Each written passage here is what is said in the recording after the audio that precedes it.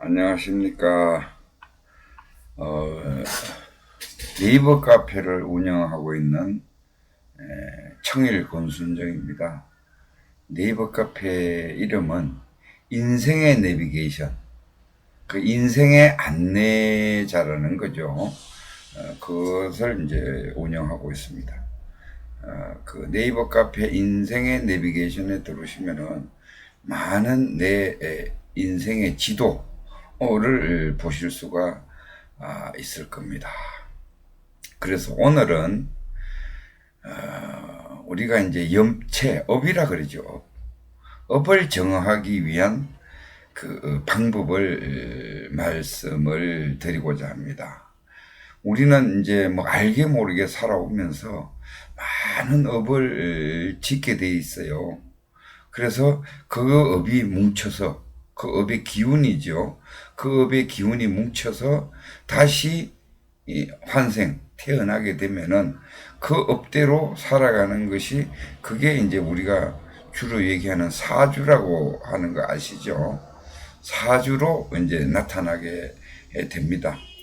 근데 우리 인간은 참 묘해요. 뭔가 하면은 인간은 생각할 수 있고 판단을 하고 의지작용이 있기 때문에 내가 비록 업의 그 어떤 사주를 타고났다 하더라도 내가 바꿀 수가 있어요. 내가 스스로 바꿀 수가 있습니다. 그러면은 기본적으로 업이 가지고 왔을 때의 그 에너지가 기운이 한 30%라고 보면 됩니다.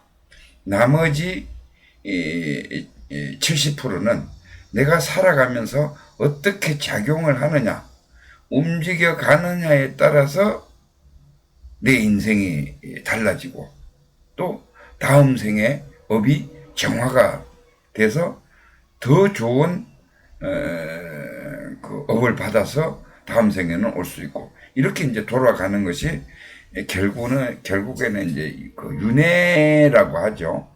윤회에서 우리는 매번 이 세상에 이 지구에 올 때마다 조금씩 업을 정화해 가는 작업을 하러 온다.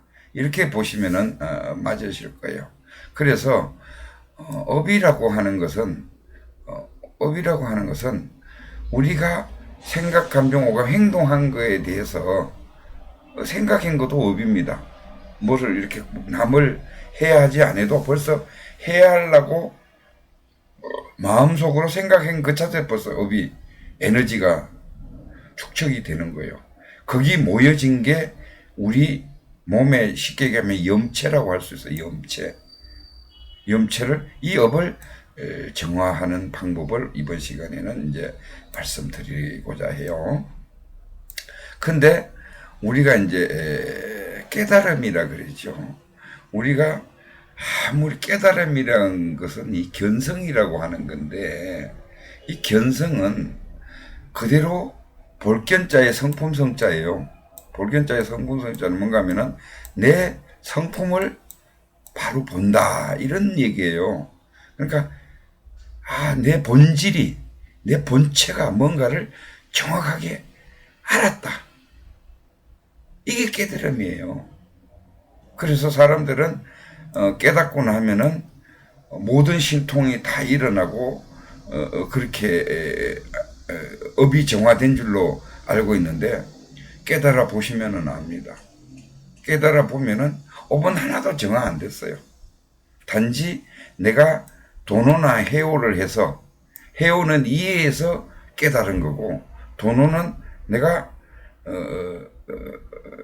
그 도노 완전히 그 마음으로 깨달아서 깨달은 거예요. 도노나 해오를 했었어도 뭐요?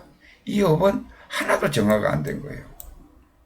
여기서부터 이제 정화 작업을 깨닫고 난 후에 도노하고 난 후에 정화 작업을 해 나가는 겁니다.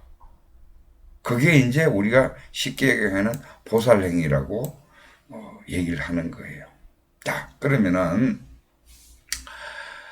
업을 정화하는데 우리는 이제 보통 이 본체, 공이라 그러죠. 이 본체를 참나라 그래요. 본체, 우리 본성, 열반, 하나님, 이 모두 이 참나예요. 공의 상태예요. 근데 우리는 항상 그 작용하는 부분이 있어요. 작용하는 부분. 이 본체가, 참나가 작용하는 것이 이 에고입니다. 이 에고가 뭔가 하면은 생각, 감정, 오감이에요. 나타나는 것이에요. 생각, 감정, 오감으로 나타나는 거예요. 이 에고가 하는 일은 생각, 감정, 오감 밖에 없어요. 그러면은 일심은 뭐냐? 일심은 우리의 한 가지 마음은 이 본체와 에고, 이 두 가지를 이걸 이제 불교에서는 오온이라고 그래요. 오온. 오온이라고 그럽니다. 어려운 말이죠. 색수상 행식 이로 나타나요. 그래서 원래는 한 마음이에요. 한 마음. 근데 이 한 마음이 한 마음밖에 없어요. 근데 이 한 마음이 두 가지로 이제 나타나는 거예요. 본체의 본유종자, 본체, 양심으로 나타나는 부분이 있고, 또 하나는 그 에고로 나타나는 부분, 생각, 감정, 오감으로 나타나는 이 두 가지가.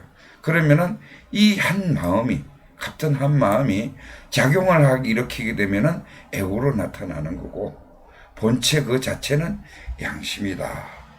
이 양심에는 뭐가 있느냐? 육바라밀이 그대로 깔려져 있다.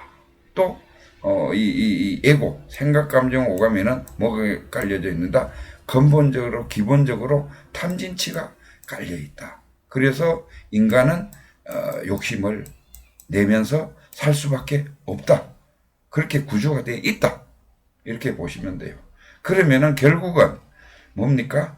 이 탐진치, 생각, 감정, 오감을 내려놓고 양심으로 살아가는 것이 업을 정화하는 겁니다. 이해되셨죠? 그래서 불교에서 일심은 생멸심과 있잖아요, 그죠?